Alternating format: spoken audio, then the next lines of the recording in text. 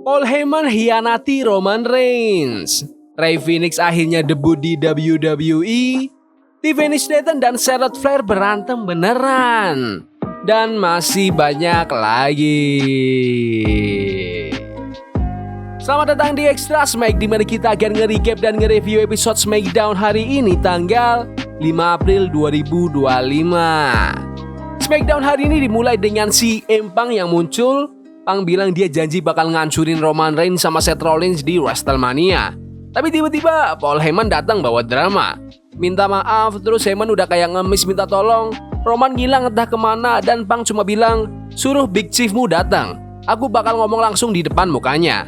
Heyman langsung keringetan, Pang langsung pergi. Momen kayak gini tuh pas banget buat bikin kita semua penasaran. Dia kasih teaser soal favornya tapi nunggu Roman Reigns dulu buat ngasih tahu. Cerdas ngebikin kita nunggu sampai akhir acara.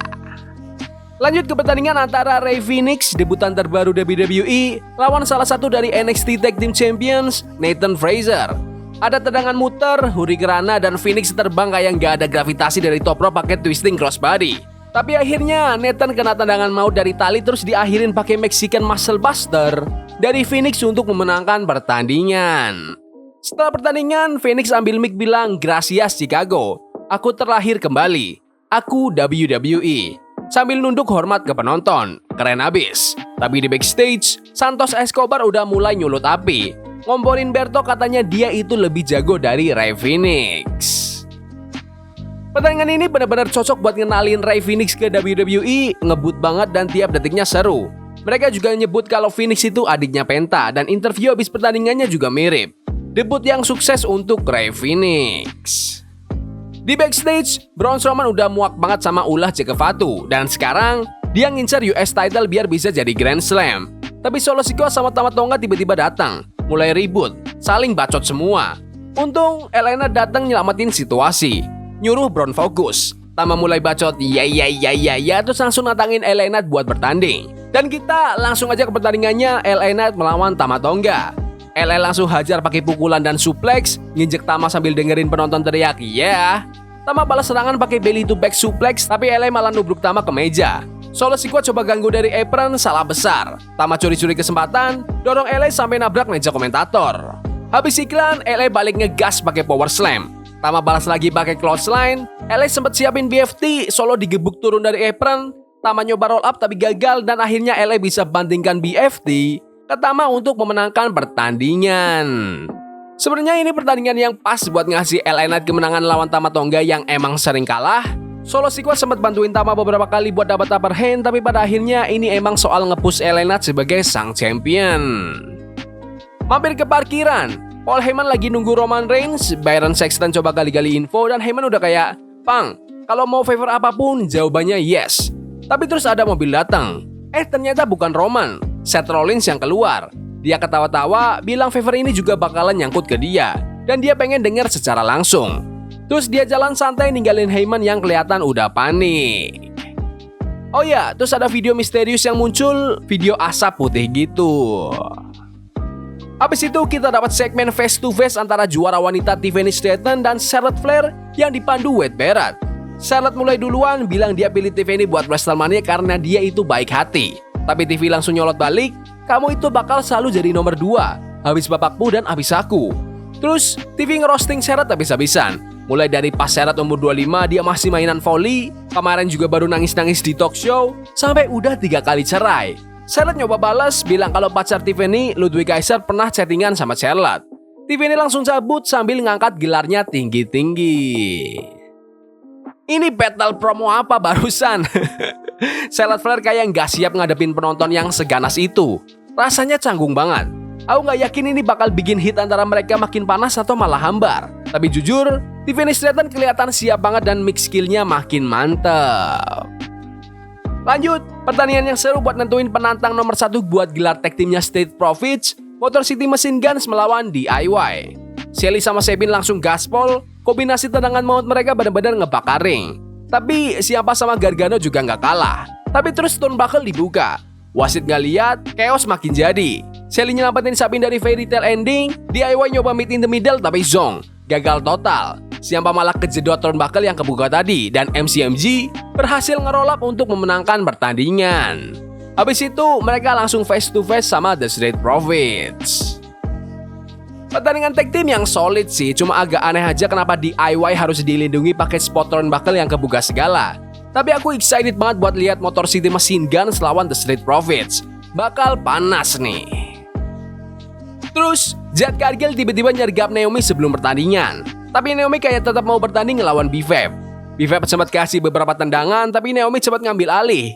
Kunci di sudut ring, terus hantamin Kneeling Lang Blower untuk memenangkan pertandingan. Setelah pertandingan, Naomi langsung nantangin Cargill dan Cargill datang, ngasih tendangan brutal. Security coba misahin tapi Cargill ngamuk. Security semua dilempar. Akhirnya, Nick Aldis turun tangan dan resmiin pertandingan mereka di WrestleMania Naomi lawan Jade Cargill.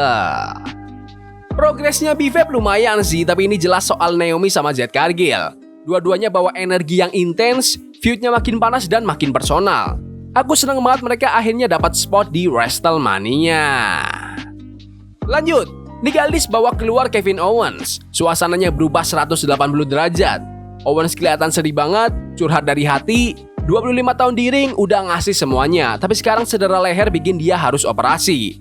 Dia bilang dengan suara gemeter, gak bisa tampil di WrestleMania bareng Randy Orton itu rasanya nyesek. Dia ngucapin terima kasih ke WWE, fans, dan minta maaf. Air mata udah ngambang tuh. Dia peluk Aldis, jalan keluar, terus Randy Orton muncul. Aldis bilang pertandingan Orton di WrestleMania dibatalin, tapi Orton langsung nge-RKO Aldis out of nowhere. Aku sedih Kevin Owens harus absen WrestleMania, berarti cedera lehernya parah banget kalau nggak bisa tampil sekalipun. Tapi keselamatan nomor satu dan mudah-mudahan dia bisa balik lagi. Untuk Randy Orton, aku harap tetap ada pertandingan buat dia. Bisa aja lawan Nick Aldis, soalnya Aldis juga sebenarnya pegulat yang belum debut resmi di ring WWE. Atau kita bisa dapat kejutan lawan kayak Rusev yang return atau siapa gitu. Kita lihat aja besok gimana. Lanjut ke pertandingan Last Man Standing antara Jacob Fatu melawan Braun Strowman buat dapetin shot ke US title di WrestleMania 41. Langsung dari awal udah kacau. Jacob moonsault dari top rope, Braun ngedorong Jacob sampai mental nembus barikade tapi masih lanjut. Braun suplex Jacob dari atas kotakan nembus ke tembukan meja, dua-duanya hampir nggak bangun. Terus balik ke ring, Jacob langsung kasih hip attack. Jacob bangun di detik terakhir tapi Braun telat sepersekian detik. Jacob Fatu menang dan dapat spot di WrestleMania untuk lawan LA Knight. Gokil banget pertandingannya. Ini salah satu pertandingan Last Man Standing paling seru. Aku kira bakal ada ending double KO dan jadi triple threat di WrestleMania, tapi ternyata ending yang bersih. Salut banget buat Jacob Fatu sama Braun Strowman. Mereka layak dapat respect banget. Kita balik lagi ke parkiran. Paul Heyman masih mondar-mandir nungguin Roman Reigns. Byron Saxton datang, ngulik-ngulik info, dan Heyman mulai nyeselin, nyolot gitu. Terus mobil Roman datang. Si Tribal Chief keluar, jalan cepat banget ke ring, kayak orang emosi. Dan jujur aja, ini entrance tercepat dia selama ini. Roman langsung minta penjelasan. Favornya itu apa, Bang? Dia klaim kalau spot si emang di main event WrestleMania itu semua berkat dirinya. Terus Seth Rollins keluar, bawa energi ngeselin khasnya, nge-troll Roman abis-abisan, recap semua pengkhianatan, dan dia jelas nikmatin kekacauan ini. Tiba-tiba musik CM Punk meledak. Penonton langsung pecah, Punk masuk dan mulai bilang ini soal loyalitas, pertemanan, janji. Punk inget lagi momen dulu waktu Heyman gak mau mecat Punk, dan katanya semua ini udah dia ramal dari dulu. Utang budinya, favornya di WrestleMania, Paul Heyman, sahabat sejati Punk, si Wiseman-nya Roman, akan berpihak di sisi CM Punk. Roman ngakak, ngeledek. Heyman itu sayang sama aku, dia itu butuh aku. Tapi Heyman mulai kelihatan berkaca-kaca. Roman desak lagi, minta Heyman bilang no. Dan disinilah dunia kejungkel. Maaf Tribal Chief, aku nggak bisa. Heyman bilang gitu. Seth Rollins ngakak di sudut ring, Roman ngamuk gak karuan dan Punk langsung bantingin GTS ke Roman. Seth tatap-tatapan sama Punk dan Punk berdiri tegak di atas Roman yang udah tumbang untuk mengakhiri SmackDown hari ini. Bagus banget sih segmen penutupnya. Fakta bahwa favornya adalah Paul Heyman yang bakal nemenin CM Punk buat WrestleMania bikin pertandingannya makin spicy. Tapi ya tetap ada rasa kayak Seth Rollins tuh bakal jadi tumbal buat Roman Reigns atau Punk. Dan itu agak nyesek kalau emang bener. Ini pertandingan yang solid buat acara biasa sih. Tapi kalau buat main event WrestleMania, masih kerasa kurang greget dikit menurutku. Secara keseluruhan, ini episode SmackDown yang gokil banget. Mungkin salah satu yang terbaik tahun ini sih. Pertandingannya jika Fatu lawan Braun Strowman benar-benar epic. Terus aku juga suka banget pertandingan antara Rey Fenix dan Nathan Frazer. Pertandingan-pertandingan lainnya juga solid semua. Kemenangan Naomi emang singkat tapi efektif buat storyline. Segmen penutup antara CM Punk, Roman Reigns, Seth Rollins, dan Paul Heyman itu luar biasa. Aku juga mau kasih shout-out buat Kevin Owens yang ngumumin harus operasi leher. Aku doain dia cepat sembuh dan balik lebih kuat. Dan yang gak kalah menarik, promo antara Tiffany Stratton dan Charlotte Flair. Canggung tapi penuh tensi. Banyak sisi yang bisa dikulik dari sana dan jelas bikin rivalitas mereka makin panas. Tapi menurut kalian gimana SmackDown hari ini? Bagus? Gak bagus? Komen di kolom komentar. Yaudah gitu aja video hari ini. Jangan lupa like dan subscribe ke channel ini karena aku pengen 15.000 subscriber sebelum WrestleMania. Tolong bantu. Yes boy. See you. Love is a game we play incognito. Forbidden fire on Nico. Burning for love we can hold. I wish we were impossible. Yeah, we play incognito.